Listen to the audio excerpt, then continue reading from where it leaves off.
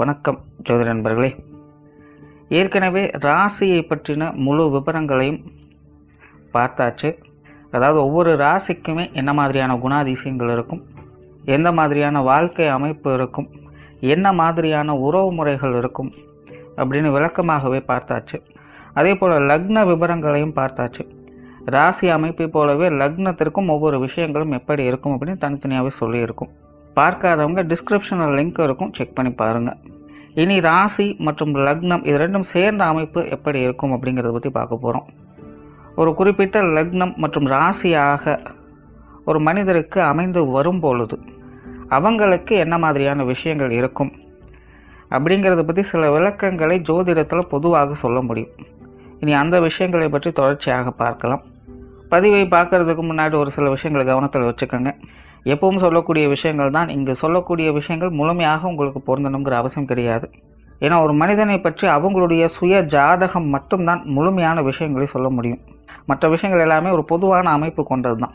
இங்கு சொல்லக்கூடிய விஷயங்களை நீங்கள் கிராஸ் பண்ணி வருவீங்க. உங்களுடைய வாழ்க்கையில் சில அனுபவங்களாகவும் உணர்வுபூர்வமான விஷயங்களாகவும் பெற முடியும். அதே போல் ராசி முக்கியமாக இல்லை லக்னம் முக்கியமாக அப்படின்னாலும் குழப்பிக்க வேண்டாம். ராசி லக்னம் அப்படிங்கிறதெல்லாம் பார்த்தீங்கன்னா ஒரு சில ஐடென்டிட்டி மட்டும்தான். ஜோதிட பலன்கள் எடுக்கிறதுக்காக பொதுவாக தெரிஞ்சிக்க வேண்டிய சில விஷயங்கள் அவ்வளோதான். மற்றபடி 9 கிரகங்கள் 12 கட்டம் 27 நட்சத்திரங்கள் கொண்ட ஒரு அமைப்பு தான் நமக்கு முழுமையாக முக்கியம். அதுதான் ஒவ்வொரு செகண்டும் நமக்கு தேவையான எல்லா விஷயங்களையும் தீர்மானிக்கிறது. அதனால் ராசி முக்கியமாக இல்லை லக்னம் முக்கியமாக அப்படின்னாலும் குழப்பிக்காதீங்க. நம்ம யாருன்னு கேட்டால் நம்மளுடைய பேரை எப்படி ஒரு அடையாளமாக சொல்கிறோமோ அந்த மாதிரி தான் நம்மளுடைய சுய ஜாதகத்திற்கு அடையாளமாக இந்த ராசியும் லக்னமும் அமைந்து வருது. மற்றபடி இங்கே எல்லாமே முக்கியம் அப்படிங்கிறத மனசில் வச்சுக்கோங்க. தனுசு ராசி மீன லக்னம்.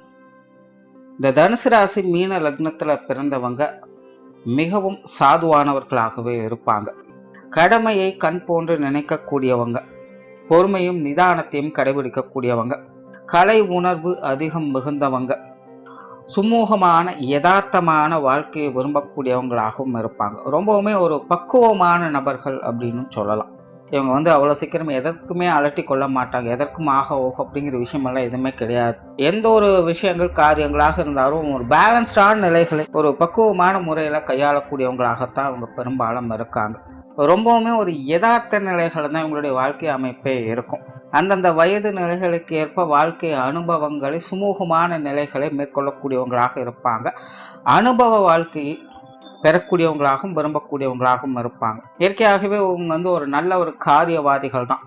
தன்னுடைய சொந்த அனுபவத்தின் மூலமாக நிறைய விஷயங்களை கற்றுக்கொள்ளணுங்கிற ஆர்வம் இவங்ககிட்ட அதிகமாகவே இருக்கும். பிரயாணம் சார்ந்த விஷயங்கள்ல விரும்பக்கூடியவங்களாக இருப்பாங்க. ஆன்மீகத்தில் இவங்களுக்கு நாட்டம் இருக்கும். இருந்தபோதிலும் கடமையை கண் போன்றது அப்படின்னு இருக்கக்கூடியவங்களாக இருப்பாங்க. இவங்க பொறுத்த வரைக்கும் இவங்களுக்கு ஒரு விஷயத்தின் மேலே ஈர்ப்பு ஏற்பட்டது அல்லது இவங்களுக்கு ஒரு விஷயத்தில் பிடிக்குது அப்படிங்கிற பட்சத்தில் அதற்காக எந்த ரிஸ்க் வேணாலும் எடுக்கக்கூடியவங்களாக இருப்பாங்க. அதுவே இவங்களுக்கு எந்த ஒரு விஷயம் பிடிக்கலை அப்படிங்கிற பட்சத்தில் அது எவ்வளோ பெரிய விஷயமாக இருந்தாலும் சரி அதை பற்றி கவலைப்படக்கூடியவங்க அல்ல. ஸோ இவங்க பெரும்பாலும் பார்த்தீங்கன்னா இவங்களுடைய விருப்பப்படியே இவங்களுடைய வாழ்க்கையை வாழக்கூடிய நிலைகளை பெற்றவங்களாக இருப்பாங்க. பட் இது ஜென்ரலாக இந்த ராசி லக்னத்தில் பிறந்தவங்களுக்கு இருக்கக்கூடிய அமைப்புகள். பட் சுய ஜாதக ரீதியாக அவங்களுக்கு சுப கிரகங்களுடைய அனுகிரகம் இருந்தது அப்படின்னா இந்த மாதிரி தன்னுடைய விருப்பப்படி வாழக்கூடிய அமைப்புகள் பெற்றிருந்தாலும் அதில் வரக்கூடிய சிக்கல்கள் சங்கடங்கள் போன்ற விஷயங்கள் அவ்வப்போது எட்டி பார்த்தாலும் கூட அதை சாமர்த்தியமாக சமாளித்து ஒரு நிறைவான வாழ்க்கையை பெற்றக்கூடியவங்களாக அவங்க அமைந்துருவாங்க. பட் அதுவே சுய ஜாதகத்தில் கிரக அமைப்புகள் சரியில்லை அப்படிங்கிற பட்சத்தில் மனம் போல போகும் பொழுது எல்லா விஷயங்களும் பெரும்பாலும் சரியாக இருக்கிறதில்லை அப்படிங்கிற ஒரு நிலையை தெரிந்து கொள்ளக்கூடியவங்களாக இருப்பாங்க. ஒரு அனுபவசாலிகள் போல ஒரு ஃபிலாசபி பேசக்கூடியவர்களாக அவங்க மாறுவாங்க. தன்னுடைய விருப்பப்படி தான் எந்த ஒரு காரியத்துலையுமே அவங்க இறங்குவாங்க. பட் இருந்தாலுமே ஒரு விதமான பயமும் பதற்றமும் அவங்களுக்குள்ள இருந்துக்கிட்டு தான் இருக்கும். நிறைய தடை தாமதங்கள் அப்படிங்கிறது அவங்களுக்கு ஏற்படும். சொன்ன மாதிரி செய்ய முடியாது. கொஞ்சம் கஷ்டப்படுவாங்க, சிரமப்படுவாங்க. பட் இருந்தாலும் விருப்பப்படி செயல்படக்கூடியவங்களாகத்தான் இருப்பாங்க. கிளியராக சொன்னால் சுய ஜாதக ரீதியாக கிரக அமைப்புகள் நல்லபடியாக இருந்தது அப்படின்னா இவங்களுடைய விருப்பங்கள் இவங்களுக்கு ஒரு சாதகமான அமைப்புகளை கொடுத்துரும்.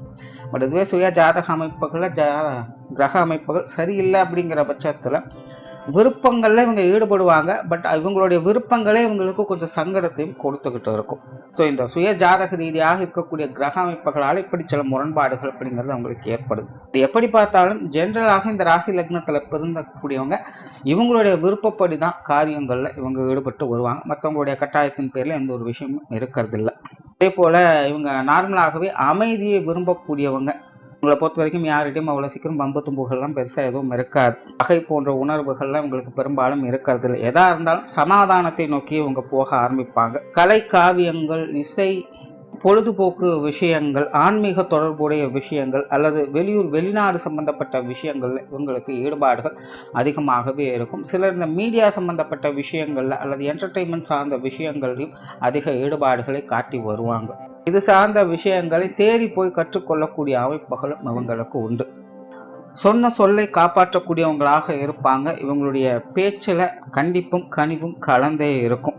முழுக்க முழுக்க இவங்க காரியவாதிகளாகவே இருப்பாங்க. எப்போவுமே ஏதாவது ஒரு விஷயங்கள் காரியங்களை பற்றி சிந்தித்து கொண்டே இருப்பாங்க. அடுத்தது என்ன அப்படிங்கிற இலக்கை நோக்கி ஓடிக்கொண்டே இருப்பாங்க.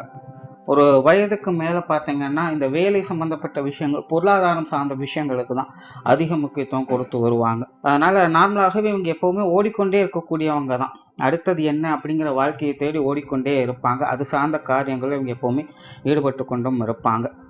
புதிய விஷயங்கள், காரியங்கள், அளவான ஈடுபாடுகளே இருக்கும். இவங்க புதுமையை நோக்கி போகக்கூடியவங்க அல்ல. இருக்கிற விஷயங்களை சிறப்பாக எப்படியெல்லாம் செய்ய முடியும் அப்படிங்கிறத பற்றி யோசிக்கக்கூடியவங்களாக இருப்பாங்க. பழக்க வழக்கங்களை பின்பற்றக்கூடியவங்களாக இருப்பாங்க. அவங்க அவ்வளோ சீக்கிரம் புதிய விஷயங்களுக்கு முன்னுரிமை கொடுக்கறது இல்லை. ஏற்கனவே இருக்கக்கூடிய விஷயங்களை சிறப்பாக எப்படி செய்ய முடியும் அப்படிங்கிறத பற்றி யோசிப்பாங்க. ஆனால் இவங்ககிட்ட இந்த ஸ்மார்ட் ஒர்க்கை அதிகம் எதிர்பார்க்க முடியாது. ஆனால் ஹார்ட் ஒர்க்கை அதிகம் எதிர்பார்க்கலாம். ரொம்பவுமே சிரமப்பட்டு கஷ்டப்பட்டு வேலை செய்யக்கூடிய திறன் இவங்களுக்கு உண்டு. அந்த சிரமங்களெல்லாம் பொருட்படுத்தாமல் எப்படி இருந்தாலும் சரி காரியம் நிறைவேறணும் அப்படிங்கிற ஒரே நோக்கத்தோடு அவங்க செயல்படக்கூடியவங்களாக இருப்பாங்க. இவங்களை பொறுத்த வரைக்கும் இவங்ககிட்ட ஒரு பொறுப்பு ஒப்படைச்சிட்டு அதை கண்டிப்பாக சக்ஸஸ்ஃபுல்லாக செஞ்சு முடிச்சிடணும் அப்படிங்கிற ஒரு தீவிரத்தன்மை இவங்களுக்குள்ள எப்போவுமே இருக்கும்.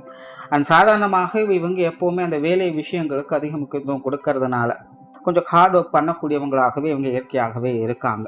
சொத்து சுகங்கள் மற்றும் வாகன ரீதியான விஷயங்களில் ஈடுபாடுகள் அதிகமாகவே இருக்கும் அப்படின்னு சொல்லலாம்.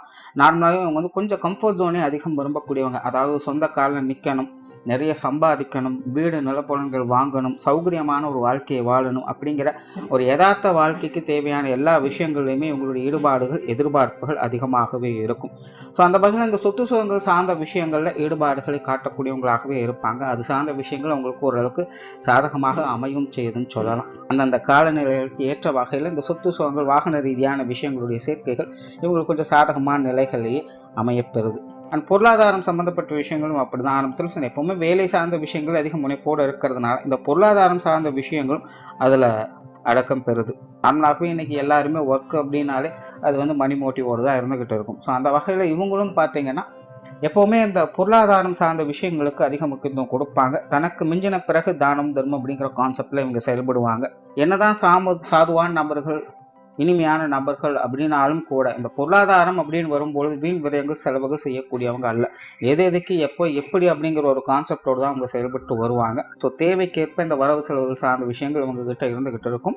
அண்ட் இந்த பொருளாதார நிலைகள் எப்போதுமே ஒரு சில சாதகமான அமைப்புகள் என்பது இவங்களுக்கு உண்டு. ஜென்ரலாகவே இவங்க பிறப்பின் அடிப்படையிலேயே பார்க்கும்பொழுதும் ஒரு நல்ல ஒரு செல்வாக்கான நிலைகளில் பிறக்கக்கூடியவங்களாகத்தான் இருக்காங்க. இந்த காசுமான விஷயங்கள் எப்போவுமே இவங்களுக்குள்ள ஏதோ ஒரு வகையில் தொடர்புகள் அதிகமாக இருந்துக்கிட்டு தான் இருக்கும். ஒரு சௌகரியமான முறையில் அந்த விஷயங்கள் எல்லாமே அமைஞ்சுக்கிட்டும் இருக்கும். பட் இதுவும் அப்படி தான். சுய ஜாதக ரீதியாக சுப கிரகங்களோட அனுகிரகம் இருந்தது அப்படின்னா ஒரு நல்ல செல்வாக்கான வாழ்க்கை நிலை பெறக்கூடிய அமைப்புகள் இருக்கும். நல்ல ஒரு காசுபண அம்சங்களோடு நல்ல ஒரு வீடு, வாகனங்கள் போன்ற சொகுசான வாழ்க்கையை பெறக்கூடிய அமைப்புகள் அவங்களுக்கு தானாகவே அமைஞ்சிடும். தான் செய்யலை அப்படின்னாலும் ஏதோ ஒரு வகையில் அதை அனுபவிக்கக்கூடிய கொடுப்பனையை பெற்றவங்களாக இருப்பாங்க. நிறைய பேர் சுய சம்பாத்திய வகையிலும் அதை ஏற்படுத்தி கொள்ளக்கூடிய அமைப்புகள் உங்களுக்கு உருவாகும். பட் அதுவே சுய ஜாதக ரீதியாக கிரகம் சரியில்லை அப்படிங்கிற பட்சத்தில் இது சார்ந்த விஷயங்கள் உங்களுக்கு அமைப்புகள் என்பது இருக்கும். பட் இதுலேயே பார்த்திங்கன்னா சில சங்கடங்கள், பிரச்சனைகள் அல்லது இது சார்ந்த விஷயங்கள், அலைச்சல்கள், சிரமங்கள் அப்படிங்கிறது அதிகமாக இருக்கும். கொஞ்சம் சிரமங்களோடு அந்த விஷயங்களை அனுபவிக்கக்கூடிய கொடுப்பினை அவங்க பெற்று வருவாங்க. பொது விஷயங்கள், காரியங்கள் இது பெரும்பாலும் ஒரு சாதகமான அமைப்பு அப்படின்னு சொல்லலாம்.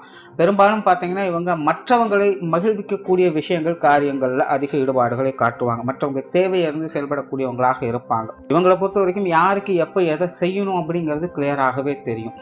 அண்ட் இவங்க வந்து தெரிஞ்சு செஞ்சாலும் சரி, தெரியாமல் செஞ்சாலும் சரி, இவங்களுடைய காரியங்கள் வகையில் மற்றவங்க மனம் மகிழக்கூடிய அமைப்புகள் என்பது எப்போவுமே இருக்கும். சில இடங்களில் சிலரெல்லாம் பார்த்துருக்கலாம், யாரோ ஒருத்தர் இருப்பாங்க, வந்து அவங்க பாட்டுக்கு சொல்லுவாங்க, உங்ககிட்ட பேசினாலே டைம் போகிறதே தெரியலைங்க, மனசு லேசாகுதுங்க அப்படின்னு ரொம்ப உரிமையோடு அவங்ககிட்ட நிறைய விஷயங்களை பகிர்ந்துக்குவாங்க. நல்ல இயல்பான நிலைகளில் பழகியும் வருவாங்க. ஸோ அந்த மாதிரியான அமைப்புகள்லாம் இவங்களுக்கு இயல்புலேயே உண்டு. இவங்ககிட்ட மற்றவங்களுடைய விஷயங்கள், காரியங்கள் எப்போவுமே மற்றவங்களுடைய மனம் மகிழும்படியே அமையுது. ஸோ இவங்ககிட்ட ஒரு காரியத்தை ஒப்படைக்கும் பொழுது மற்றவங்க திருப்திகரமான சூழ்நிலைகளை பெற முடியும். பட் இங்கேயும் அப்படி தான், அந்த சுய ஜாதக ரீதியாக கிரக நிலைகளை பொறுத்து நல்லபடியாக இருந்தது அப்படின்னா ரொம்பவுமே ஒரு சாதகமான அமைப்புகளில் ஒருத்தருக்கு ஒருத்தர் பரஸ்பரமான நிலைகளில் மற்றவங்களோட இயல்பான பழக்க வழக்கங்களோடு அவங்களால இருக்க முடியும். பட் ஜாதக ரீதியாக கிரகமைப்பு சரியில்லை அப்படிங்கிற பட்சத்தில் ஒரு சில ஏற்றத்தாழ்வுகள், மனஸ்தாபங்கள் போன்ற விஷயங்கள் அடிக்கடி வந்து போகும். பட் இருந்தாலும் மற்றவங்க இவங்களை தேடி வரத்தான் செய்வாங்க. இவங்களும் மற்றவங்களுக்காக நிறைய விஷயங்கள் செய்து கொடுத்துட்டும் வருவாங்க. பட் அதில் சின்ன சின்ன சங்கடங்கள் அப்படிங்கிறது தவிர்க்க முடியாததாக இருக்கும். மற்றபடி இவங்களுக்கு இந்த பொதுவான வகையில் வெளி விஷயங்கள், காரியங்கள், பொது வாழ்க்கை சம்பந்தப்பட்ட விஷயங்கள்லாம் ஈடுபாடுகள் அதிகமாகவே இருக்கும் அப்படின்னு சொல்லலாம். ஆன்மீக ரீதியான விஷயங்களில் ஈடுபாடுகளை காட்டக்கூடியவங்களாக இருப்பாங்க. நார்மலாக இவங்க வந்து ரொம்ப அதிகமான ஈடுபாடுகளை காட்டக்கூடியவங்க. ஏன்னா இந்த தனுசு ராசி, மீனம் அப்படின்னலாம் வரும்போது அவங்க இயற்கையாகவே இந்த ஆன்மீக விஷயங்களில் நாட்டம் இருக்கக்கூடியவங்களாகவே இருப்பாங்க. பட் இந்த ராசி லக்னத்தில் பிறந்தவங்களுக்கு பார்த்தீங்கன்னா அந்த விஷயங்களில் ஈடுபாடுகள் இருக்கும், நம்பிக்கை போன்ற விஷயங்கள் எல்லாமே உண்டு. ஆனால் ரொம்ப டீப் இன்வால்மெண்ட் எல்லாம் காட்ட மாட்டாங்க. இவங்களை பொறுத்த வரைக்கும் ஒரே சித்தாந்தம் தான், கடமையை பலனை எதிர்பாராது அப்படிங்கிறது. ஸோ அந்தந்த வயது நிலைக்கு ஏற்ற கடமைகளை இவங்க சரியாக இது வருவாங்க. ஆன்மீக ரீதியாக பார்க்கும்போது இந்த கர்மயோகம் கான்செப்ட் அப்படிங்கிறது இவங்களுக்கு முழுமையாக பொருந்தும். ஸோ அப்படிப்பட்ட ஒரு ஆன்மீக ரீதியான விஷயங்கள் இவங்க ஈடுபாடுகளை காட்டி கொண்டு வருவாங்க. அதே போல் இந்த பிரயாணம் சார்ந்த விஷயங்கள் ஈடுபாடுகள் அதிகமாகவே இருக்கும் அப்படின்னு சொன்னால், திரைக்கடல் ஓடியும் திரவியம் தேடு அப்படிங்கிறது இவங்களுக்கு முழுமையாக பொருந்தவும் சரி. நிறைய பேருக்கு இந்த சுய ஜாதக ரீதியாக சில கிரக அமைப்புகள் நல்லபடியாக இருந்தது அப்படின்னா வெளிநாடுகளில் போய் வசிக்கக்கூடிய அமைப்புகள், வெளியூர்களில் போய் வசிக்கக்கூடிய அமைப்புகள்லாம் இருக்கும். கடல் தாண்டி போய் பிழைக்கக்கூடிய அமைப்புகள்லாம் இவங்களுக்கு உருவாகுது. அது ஆன்மீகம் சம்பந்தப்பட்ட விஷயங்கள் ஈடுபட்டு அதன் மூலமாக உருவாய் பெறக்கூடிய அமைப்புகள்லாம் இவங்களுக்கு ஏற்படும். ஸோ ஜென்ரலாக பார்த்தீங்கன்னா பிரயாணம் சார்ந்த விஷயங்கள் இவங்களுக்கு ஓரளவுக்கு சாதகமாகவே இருக்கும் அப்படின்னு சொல்லலாம். அண்ட் காரியங்கள் மற்றும் செயல்பாடுகள் பெரும்பாலும் இது சார்ந்த விஷயங்களில் கொஞ்சம் சுயநல நோக்கம் அப்படிங்கிறது இருக்கும். மற்றவர்களை விட சிறப்பாக வேலை செய்யணும் அப்படின்னு ஆசைப்படக்கூடியவங்க தான். தான் செய்யக்கூடிய வேலைகளை மற்றவங்க பாராட்டும்படியாக இருக்கணும் அப்படிங்கிற நோக்கத்தோடையும் செயல்பட்டு வருவாங்க. பட் இருந்தாலும் ஒரு நல்ல ஒரு செயல் வீரர்கள், ஒரு காரியவாதிகள் அப்படின்னு சொல்லலாம். பட் ரொம்ப ரிஸ்க் எடுத்து செயல்படக்கூடியவங்க அல்ல. ஒரு ஆழ்ந்த சிந்தனைகள் இருக்கும், பிளான் அண்ட் எக்ஸிக்யூஷன் மட்டும்தான் இருக்கும். ஹார்ட் ஒர்க் பண்ணக்கூடியவங்க தான். பட் ரிஸ்க் எடுத்து எந்த ஒரு காரியத்திலும் இவங்க இறங்க மாட்டாங்க. வருமுன் காப்போம் அப்படிங்கிற கான்செப்டில் வேலை செய்யக்கூடியவங்க. அதே போல் ஆரம்பத்தில் சொன்ன மாதிரி மனசுக்கு பிடிச்சிருந்தா மட்டும்தான் எந்த ஒரு காரியத்திலுமே இவங்க ஈடுபடுவாங்க. இல்லை அப்படிங்கிற பட்சத்தில் அது எவ்வளோ பெரிய விஷயமாக இருந்தாலும் சரி, அது யாராக இருந்தாலும் சரி, அதை பற்றிலாம் அவங்க கவலைப்படுறது இல்லை. குடும்ப ரீதியான விஷயங்கள் பெரும்பாலுமே உங்களுக்கு வந்து ஒரு சாதகமான அமைப்புகள்னு சொல்லலாம். பட் என்னென்னா இவங்களுடைய குடும்ப வாழ்க்கையில் நிறைய ஏற்ற இறக்கங்கள் அப்படிங்கிறது கண்டிப்பாக இருக்கும். ஒரு சீரான வாழ்க்கை நிலை இவங்களால் பார்க்க முடியாது. குடும்ப வாழ்க்கையில் கொஞ்சம் காரசாரமான தன்மைகள் அப்படிங்கிறது இருந்துக்கிட்டு தான் இருக்கும். பெரும்பாலும் இவங்களுடைய குடும்பத்தில் பார்த்தீங்கன்னா இந்த ஆன்மீகத்தில் ஈடுபாடுகள் கொண்டவங்க அதிகமாக இருப்பாங்க. மத நம்பிக்கை சார்ந்த விஷயங்கள், பரம்பரை பழக்க வழக்கங்களை போற்றக்கூடியவங்க, இந்த மாதிரியான ஆட்கள் நிறைய பேர் இருப்பாங்க. குடும்ப கௌரவத்தை விட்டு கொடுக்காதவர்களாகவும் இருப்பாங்க. குடும்ப பெருமைகளை போற்றக்கூடியவங்களாகவும் இருப்பாங்க. இப்படி குடும்ப ரீதியாக விஷயங்கள்ல சுய கௌரவத்தோடு ஒரு சிறப்பான நிலையை பெறக்கூடியவங்களாகவே இவங்க இருக்காங்க. பட் தனிப்பட்ட முறையில் குடும்ப ரீதியான விஷயங்கள் கொஞ்சம் காரசாரமான நிலைகளில் ஏற்ற இறக்கங்களோடு தான் இருந்துகிட்டு இருக்கும். குடும்ப பொறுப்புகளை ஏற்று செயல்படுத்தக்கூடியவங்களாக இருப்பாங்க. குடும்ப தேவைகளை பூர்த்தி செய்துட்டும் வருவாங்க. குடும்ப உறவுகள் வகையில் ஒரு சுமூகமான நிலைகளை தான் பழகி வருவாங்க. ரொம்பவுமே அட்டாச்மெண்ட்டாக இருப்பாங்கன்னு சொல்ல முடியாது. எதையுமே கண்டுகொள்ளாமல் ஒதுங்கி இருப்பவங்க அப்படின்னு சொல்ல முடியாது. அந்தந்த வயது நிலைக்கு ஏற்ப குடும்ப பொறுப்புகளுக்கு ஏற்ற மாதிரி குடும்ப உறவுகள்கிட்டையும் ஒரு சுமூகமான முறைகளில் பழக்க வழக்கங்களை வைத்துக் கொள்ளக்கூடியவங்க. பெற்றோர்கள் சார்ந்த விஷயங்கள் இது ஓரளவுக்கு சாதகமான அமைப்புகளே இருக்கும். ஆரம்பத்தில் சொன்ன இந்த கடமை பலனை எதிர்பாராது அப்படிங்கிற மாதிரி தான். அந்தந்த வயது நிலைக்கு ஏற்ப பெற்றோர்களோட கடமை இவங்களும் செய்து வருவாங்க. பெற்றோர்களும் இவங்களுக்கு உறுதுணையாக இருந்து வருவாங்க.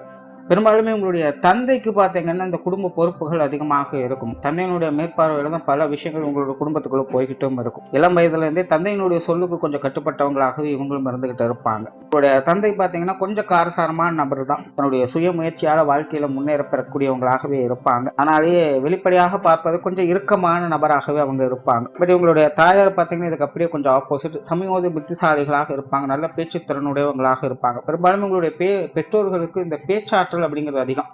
அதே போல் இவங்களுடைய தாயார் பார்த்தீங்கன்னா இந்த வெளி விஷயங்கள் காரியங்களுக்கு அதிக முன்னுரிமை கொடுப்பாங்க. தன் கணவரை மதிக்கக்கூடியவர்களாகவும் அவங்க இருப்பாங்க. ஸோ ஜென்ரலாகவே இந்த பெற்றோர்கள் சார்ந்த விஷயங்கள் ஒரு சுமூகமான நிலைகள் இருக்கும்னு சொல்லலாம். அந்த உடன்பிறப்புகள் சார்ந்த விஷயங்கள் இது பார்த்தீங்கன்னா கொஞ்சம் பட்டும்படாமல் தொட்டும் தொடாமலும் தான் இருக்கும். உடன்பிறப்புகள் வரும்போது புத்திக்கும் மனதுக்கும் இடையே நிறைய போராட்டங்கள் குழப்பங்கள் போன்ற விஷயங்கள்லாம் இருக்கும். மனசு ஒன்று சொல்லும், புத்தி ஒன்று சொல்லும். இருவருக்குமே இவங்களுக்கும் சரி உங்களுடைய உடன்பிறப்புகளுக்கும் சரி அப்படித்தான். எது எப்படி அப்படின்னா அந்தந்த சூழ்நிலைக்கு தகுந்த மாதிரி மாறிக்கிட்டே இருக்கும். உடன்பிறப்புகள் அப்படிங்கும்போது இது இப்படித்தான் அப்படின்னு ஜட்ஜ் பண்ணவே முடியாது. ஸோ சூழ்நிலைக்கு தகுந்த மாதிரி அதெல்லாம் அனுசரித்து போக வேண்டியதாகத்தான் இருக்கும். குணாதிசய வகையில் இளைய உடன்பிறப்புகளுடைய விஷயங்கள் காரியங்கள் பெரும்பாலும் ஒரு சுமூகமான நிலைகளும் ஒரு கலகலப்பான தன்மை கொண்டதாகவும் இருக்கும். பட் மூத்த உடன்பிறப்புங்கும் போது கொஞ்சம் பட்டும்படாமல் துட்டுந்துடாமல் சில நேரங்களில் கொஞ்சம் காரசாரமான நிலைகளோடும் இருந்துக்கிட்டு இருக்கும். வாக்குவாதங்களும் கொஞ்சம் கவனம் எடுத்துக்கிறது நல்லது. பட் இயற்கையாகவே இந்த உடன்பிறப்புகள் சார்ந்த விஷயங்கள் ஓரளவுக்கே உங்களுக்கு அனுசரணையான நிலைகளை கொடுக்குது. திருமண வாழ்க்கை கணவன் மனைவி உறவுகளை பொறுத்த வரைக்கும் இது உங்களுக்கு ஒரு சாதகமான அமைப்புகள் அப்படின்னு சொல்லலாம். கணவன் மனைவி உறவுகளும் போது ஒருத்தருக்கு ஒருத்தர் அனுசரித்து போகக்கூடிய தன்மையும் ஒரு பரஸ்பரமான நிலைகளையும் எதிர்பார்க்க முடியும். காதல் சார்ந்த விஷயங்களில் பெருசாக இவங்க விருப்பம் காட்டக்கூடியவங்க அல்ல. பட் இருந்தாலும் காதல் ரீதியான காரியங்களில் ஈடுபடக்கூடியவங்களாக இவங்க இருக்காங்க. ஏன்னா இவங்க நார்மலாகவே காரியங்களில் தான் கருத்தாக இருக்கக்கூடியவங்க. அதனால் இந்த காதல் சார்ந்த கற்பனை சார்ந்த விஷயங்கள் பெருசாக அவங்ககிட்ட எதிர்பார்க்க முடியும். அப்படி ப்ராக்டிக்கலான விஷயங்கள் அதிக ஈடுபாடுகளை காட்டுவாங்க. ஸோ வாழ்க்கை துணையை நேசிக்கக்கூடிய அமைப்புகள் என்பது உங்களுக்கு உண்டு. ஒருத்தருக்கு ஒருத்தர் அனுசரித்து போகக்கூடிய தன்மையும் இருக்கும். ஒருத்தருக்கு ஒருத்தர் அவங்களுடைய வாழ்க்கையில் உதவிகரமாகவும் இருந்து வருவாங்க. அவங்களுடைய காரியங்களுக்கு உறுதுணையாகவும் இருந்து வருவாங்க. பெரும்பாலும் இந்த திருமண வாழ்க்கையை பொறுத்த வரைக்கும் கணவன் மனைவி இருவருமே ஒரு கம்ஃபர்ட் ஜோன்லேயே வச்சுக்க ஆசைப்படுவாங்க. அதாவது தனிப்பட்ட முறையில் இவங்களுக்குள்ள பெருசாக எந்த ஒரு பிரச்சனையுமே இருக்காது. பட் குடும்ப உறவுகள் வகையில் குறிப்பாக இந்த பெற்றோர்கள் சார்ந்த விஷயங்கள் மூலமாக சில சங்கடங்கள் அப்படிங்கிறது போகலாம். அல்லது ஏதோ ஒரு வகையில் இந்த சொத்து சுகங்கள் வகையில் சின்ன சின்ன சங்கடங்கள் அப்படிங்கிறது போகலாம். ஸோ குடும்ப ரீதியான அதாவது குடும்ப உறவுகள் வகையில் இருக்கக்கூடிய சங்கடங்களால் உங்கள் வீட்டில் அப்படி பண்ணுறாங்க, எங்கள் வீட்டில் இப்படி பண்ணுறாங்க அப்படிங்கிற மாதிரியான நிலைகளில் கொஞ்சம் கருத்து வேற்றுமைகள் இருந்துக்கிட்டே இருக்கும். தனிப்பட்ட முறையில் கணவன் மனைவி இருவருமே பார்த்தீங்கன்னா ஒருத்தருக்கு ஒருத்தர் அனுசரித்து போகக்கூடியவங்களாகவே இவங்க இருக்காங்க. குழந்தைகள் சார்ந்த விஷயங்கள் பெரும்பாலுமே இவங்களுக்கு ஒரு சாதகமான அமைப்புகள் அப்படின்னு சொல்லலாம். நார்மலாக பார்த்தீங்கன்னா இவங்க குழந்தைகள் மேலே அதிக மதிப்பு மரியாதை வைக்கக்கூடியவங்களாக இருப்பாங்க. குழந்தைகள் மேலே பற்று பாசம் அப்படிங்கிறது அதிகமாக இருக்கும். குழந்தைகளுடைய காரியங்களுக்கு அதிக முன்னுரிமை கொடுக்கக்கூடியவங்களாக இருப்பாங்க. பார்த்து ஒவ்வொரு விஷயங்களும் செய்து கொடுத்துட்டே வருவாங்க. பெரும்பாலும் இவங்களுடைய வாழ்க்கையில் குழந்தைகளுடைய விஷயங்கள் காரியங்களுக்கு அதிக இம்பார்ட்டன்ஸ் கொடுக்கக்கூடியவங்க. அதாவது இவங்களுடைய வேலைகளுக்கு எந்த அளவுக்கு அதிக முக்கியத்துவம் கொடுக்குறாங்களோ அதே அளவுக்கு இவங்களுடைய குழந்தைகள் சம்பந்தப்பட்ட விஷயங்களுக்கும் முன்னுரிமை கொடுக்கக்கூடியவங்களாக இருப்பாங்க. பார்த்து ஒவ்வொரு விஷயங்களும் அவங்களுக்காக செய்து கொடுத்து வருவாங்க. பெரும்பாலும் குழந்தைகள் சார்ந்த விஷயங்கள் சாதகமாக தான் இருக்குது. குழந்தைகளும் இவங்களைப் போலவே பல விஷயங்களில் ஒற்றுமையை பார்க்க முடியும். குணாதிசய வகையிலே பார்த்தீங்கன்னா இருவரும் கிட்டத்தட்ட ஒரே மாதிரி இருப்பாங்க அப்படின்னு சொல்லலாம். இவங்களோட குழந்தைகளுக்கும் பார்த்தீங்கன்னா இந்த வேலை சார்ந்த விஷயங்கள் பொருளாதாரம் சம்பந்தப்பட்ட விஷயங்களில் ஈடுபாடுகள் அதிகமாகவே இருக்கும். உற்றார் உறவினர்கள் நண்பர்கள் சார்ந்த விஷயங்கள் இது ஒரு அளவான அமைப்புகள் தான். பெரும்பாலும் இது சார்ந்த விஷயங்கள்லாம் கொஞ்சம் பட்டும்படாமல் தொட்டும் தொடாமல் தான் இருக்கும். இந்த உறவினர்கள் நண்பர்கள் சார்ந்த விஷயங்களை பொறுத்த வரைக்கும் இதெல்லாமே சரியா தவறா அப்படிங்கிறதெல்லாம் ஜட்ஜ்மெண்ட் பண்ணவே முடியாது. எப்படி வேணாலும் இருக்கலாம், யார் வேணாலும் எப்படி வேணாலும் மாறலாம் அப்படிங்கிற நிலைகளில் தான் போய்கிட்டு இருக்கும். அதனால் இந்த உறவினர்கள் நண்பர்கள் சார்ந்த விஷயங்கள்லாம் சூழ்நிலைக்கு தகுந்த மாதிரி அனுசரித்து போய்க்கிறது உங்களுக்கு நல்லது. இது சாதகமாக மட்டுமே இருக்கும்னு சொல்கிறதுக்கு கூட பாதகமாக மட்டுமே இருக்கும்னு சொல்கிறதுக்கு இல்லை. தொழில் வேலை உத்தியோகம் சார்ந்த விஷயங்கள் நார்மலாக இது உங்களுக்கு ஒரு சாதகமான அமைப்புகள்னு சொல்லலாம். ஆரம்பத்துலேருந்து சொன்ன மாதிரி இவங்க முழுக்க ஒரு காரியவாதிகளாகவே இருப்பாங்க. ஸோ எப்போவுமே வேலை சம்மந்தப்பட்ட விஷயங்களோ தொழில் சார்ந்த விஷயங்களை பற்றியோ அதிகமாக சிந்திச்சுட்டு இருப்பாங்க. இவங்க சும்மா இருக்கிறாங்க அப்படின்னாலே பெரும்பாலும் அவங்களுடைய யோசனைகள் அது சார்ந்த விஷயங்களாகத்தான் இருக்கும். எப்போவுமே என்ன செய்யலாம், அடுத்தது என்ன பண்ணலாம் அப்படிங்கிற மைண்ட் செட்லேயே இருப்பாங்க. அதில் மெயினாக பார்த்தீங்கன்னா இந்த தொழில் வேலை உத்தியோகம் சார்ந்த விஷயங்களை பற்றின சிந்தனைகள் இவங்களுக்கு அதிகம் இருக்கும். ஸோ ஒரு வயதுக்கு மேலே குறிப்பாக மத்திய வயதுக்கு மேலெலாம் பார்த்தீங்கன்னா மற்ற விஷயங்களை பெருசாக இம்பார்ட்டன்ஸ் கொடுக்க மாட்டாங்க. எப்போவுமே வேலைன்னு வேலைக்கே முன்னுரிமை கொடுத்து அதன் பின்னாடியே போய்கொண்டு இருக்கக்கூடியவங்களாகவே இருப்பாங்க. பட் இங்கே இது சுய ஜாதக ரீதியாக கிரக அமைப்புகள் நல்லபடியாக இருந்தால் மட்டும்தான் இவங்களுக்கு பிடித்த வேலையை செய்து மன நிறைவான ஒரு வாழ்க்கை நிலையை பெற முடியும். அப்படி இல்லாத பட்சத்தில் இவங்களுடைய தொழில் வேலை உத்தியோகத்துக்காக அதிக சிரமப்படக்கூடியவங்களாக இருக்கும். இவங்க என்னதான் திறமை பெற்றவங்களாக இருந்தாலும் சில நேரங்களில் நல்லதுக்கு காலம் இல்லை அப்படிங்கிற மாதிரி இவங்களுடைய காரியங்கள் இவங்களுடைய திறமைகள் போகலாம். இவங்ககிட்ட தேவையான வேலைகளை வாங்கி கொண்டு மற்றவங்க சந்தோஷமாக இருப்பாங்க. ஆனால் அதன் மூலமாக இவங்களுக்கு ஒரு நிறைவான விஷயம் அமைதா, இவங்களுடைய தேவைகள் பூர்த்தி ஆகுதா அப்படிங்கிறதெல்லாம் கேள்விக்குறியாக மாறும். ஸோ இது வந்து சுய ஜாதக ரீதியாக சில கிரக அமைப்புகள் நிலையாக வரக்கூடியது. பட் ஜென்ரலான நிலைகளில் எப்படி இருந்தாலும் சரி, இவங்க வந்து இந்த தொழில் வேலை உத்தியோகம் சார்ந்த விஷயங்களுக்கு அதிக முன்னுரிமை கொடுத்து முக்கியத்துவம் கொடுத்து செயல்பட்டு வரக்கூடியவங்களாகவே இருப்பாங்க. வெளியூர் மற்றும் வெளிநாடு சம்பந்தப்பட்ட விஷயங்களும் ஈடுபாடுகள் அதிகமாகவே இருக்கும். அது சார்ந்த விஷயங்களும் உங்களுக்கு ஓரளவுக்கு சாதகமாக இருக்கும் அப்படின்னு சொல்லலாம். ஸோ ஓவராலாக இந்த தனுசு ராசி மீன லக்னம் என்பது முழுக்க ஒரு நல்ல செயல் வீரர்களாகவும் காரியவாதிகளாகவுமே இருப்பாங்க. கடமை கண் போன்றது அப்படின்னு வாழக்கூடியவங்களாக இருப்பாங்க. ஒரு வயதுக்கு மேலே ஒரு பக்குவமான நிலையை பெற்று அமைதியாக கடமையை பலனை எதிர்பாராதே அப்படிங்கிற மாதிரியான வாழ்க்கையை வாழக்கூடியவங்களாக இருந்து வருவாங்க. நன்றி, வணக்கம், வாழ்க வளமுடன்.